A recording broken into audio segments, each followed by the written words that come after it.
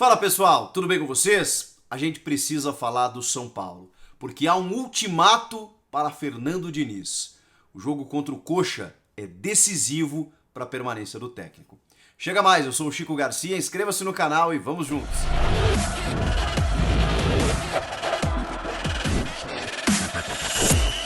Vamos lá, pressão está muito forte sobre o Fernando Diniz no comando técnico do São Paulo. Isso não é de hoje, não é de agora.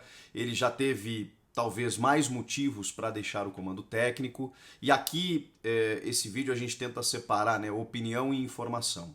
Por enquanto, não vou dar minha opinião a respeito disso. Vou trazer bastidores daquilo que venho acompanhando e colhendo junto ao meu amigo e colega de bancada lá no Jogo Aberto, João Paulo Capelanes.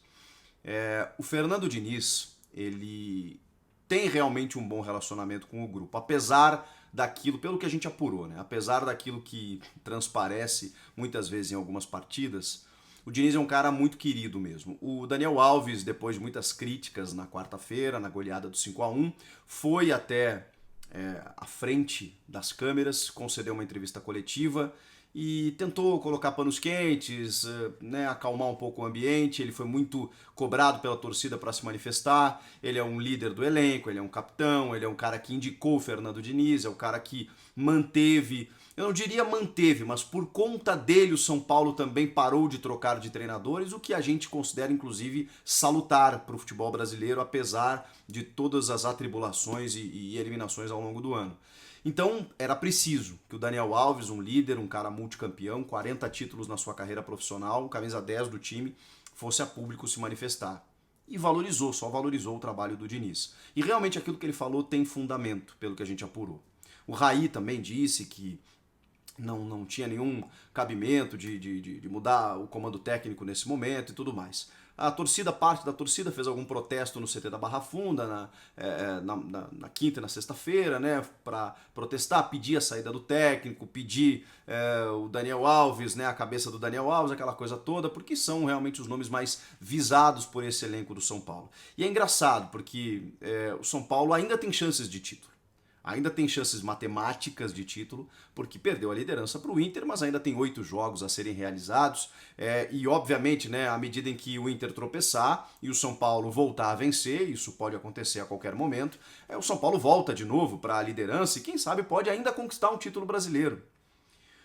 O problema é o momento. O momento gera uma frustração, ou pelo menos uma possibilidade de frustração, que ela é muito grande. Ela é muito grande. O São Paulo flertou com o título durante muito tempo, durante boa parte do campeonato. E justamente na reta final, no momento crucial, deixou a coisa escapar. E aí vem todo um somatório, vem toda uma carga nos ombros. O período sem títulos, as eliminações do ano, as constantes escolhas ou teimosias do Fernando Diniz, que quando estava ganhando, obviamente isso era irrelevante, mas à medida em que o time começa a perder muito por conta das suas escolhas, é inegável que a crítica recaia sobre ele. Eu já compreendi mais a saída do Fernando Diniz, agora vem a opinião. Eu já compreendi mais a saída do Fernando Diniz em outros momentos do ano. E depois até repensei, porque ele conseguiu recuperar o time ao longo do ano num campeonato muito concorrido, em que o São Paulo estava acima dos demais e jogando um futebol consistente mesmo. A gente pode questionar uma coisa ou outra, mas quando ele conseguiu encaixar o time, o São Paulo teve uma regularidade que poucos tiveram na competição. E estava muito próximo de conquistar um grande título para chancelar esse trabalho. Ele perde a liderança, e não só por perder a liderança, mas pelos últimos momentos, né, eliminação para o Grêmio e esses últimos 3 jogos sem vitória, elas aumentaram, todos esses fatos aumentaram demais a pressão sobre o Diniz. Nesse momento, opinião de novo, você trocar o comando técnico vai, para mim, assinar, né, o clube assina de que está fora da disputa. Ah, mas é justamente para tentar uma reação na reta final.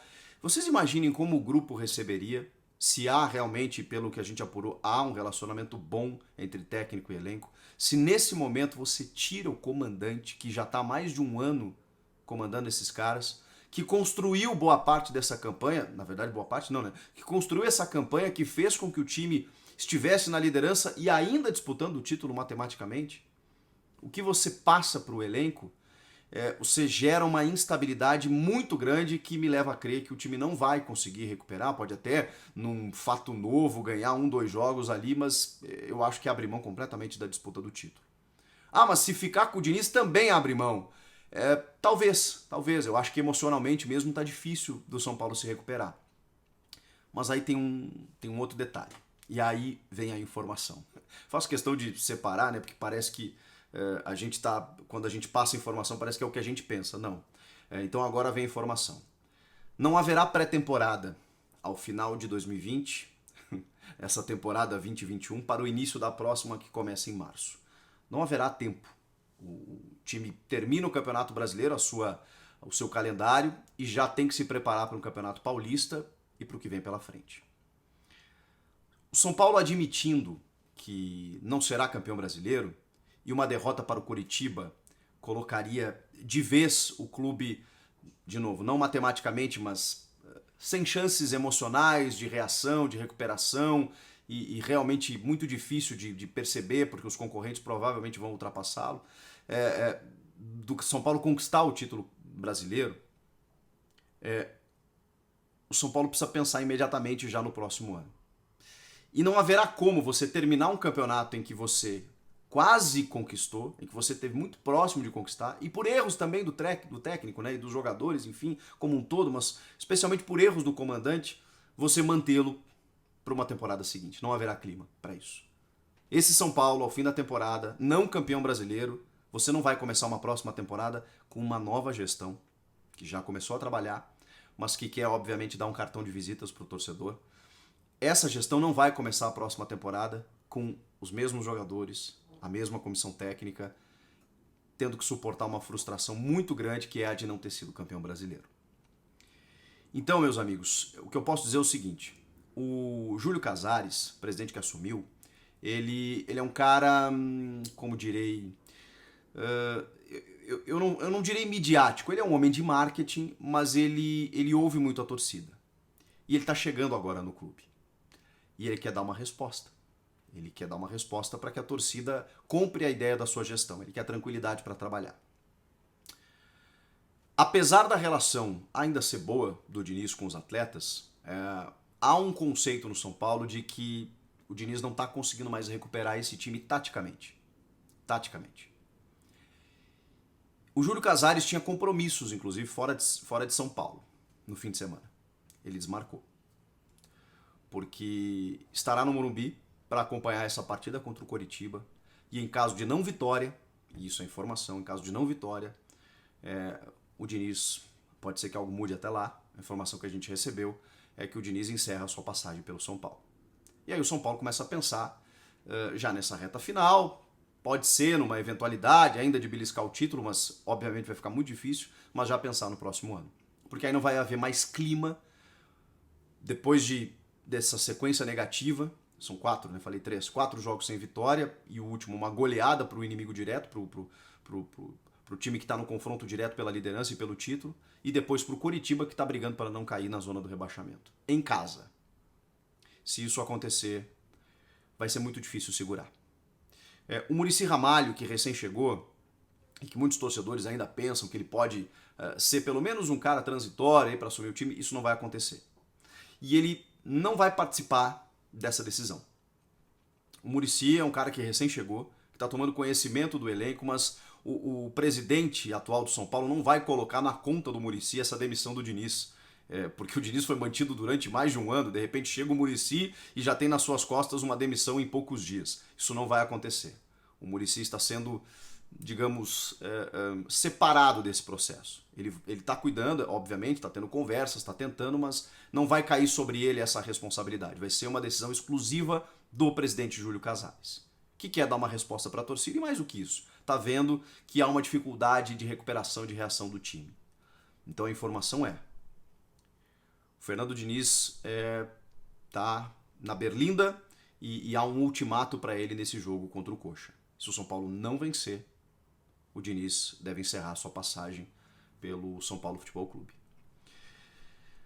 Mas se não vencer também, né, gente? Porque a gente sempre espera o São Paulo reagir. Sempre espera o São Paulo. Ah, mas agora vai, agora vai, agora vai. Não foi contra o Bragantino, não foi contra o Santos, não foi contra o Atlético Paranaense e muito menos contra o Internacional naquele jogo absurdo que a gente viu. Méritos colorados, deméritos são paulinos. Foi um negócio assim que não pode acontecer para um time que está disputando o título. Então, se não ganhar do Coritiba em casa, aí não tem muito mais o que fazer, né? Vocês concordam? Gostaram da notícia? Comenta aqui embaixo. Inscreva-se no canal e eu volto na próxima. Tchau!